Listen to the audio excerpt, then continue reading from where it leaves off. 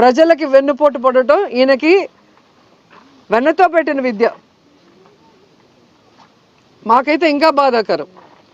Rayalaseema lift ఇరిగేషన్ని మొన్న చూసాం మనం. రేవంత్ రెడ్డి గారు అసెంబ్లీలో మాట్లాడేది చూస్తే చంద్రబాబు కంటే ఎవరైనా రాయలసీమ ద్రోహి ఉన్నారా?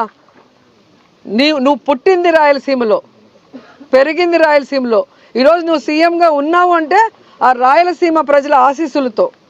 అలాంటి రాయలసీమకి వెన్నుపోటు పొడవాలన్న ఆలోచన నీకు ఎలా వచ్చింది అని నాకు అర్థం కావట్లేదు.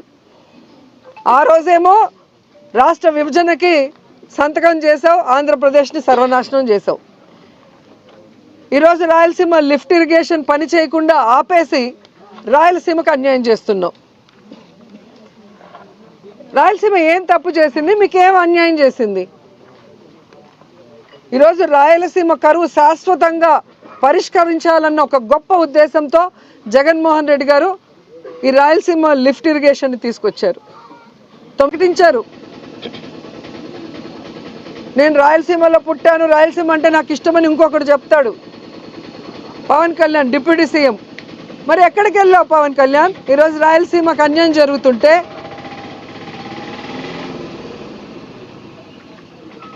ఈరోజు రాయలసీమకు వెన్నుపోటు పోస్తుంటే చంద్రబాబు నాయుడు గారు ప్రశ్నించకుండా కత్తందిస్తున్నావా? దీనికోసమైనా నువ్వు పార్టీ పెట్టింది? దీనికోసమైనా నువ్వు కూటమిలో చేరింది? దీనికోసమైనా చంద్రబాబు నాయుడిని గెలిపించింది?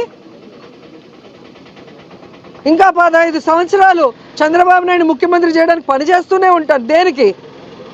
ఈ రాష్ట్రం అనేది లేకుండా, మ్యాప్లోనే ఆంధ్రప్రదేశ్ అనేది లేకుండా చేయడానికే ఆయనతో జత కలుస్తామని అడుగుతున్నా.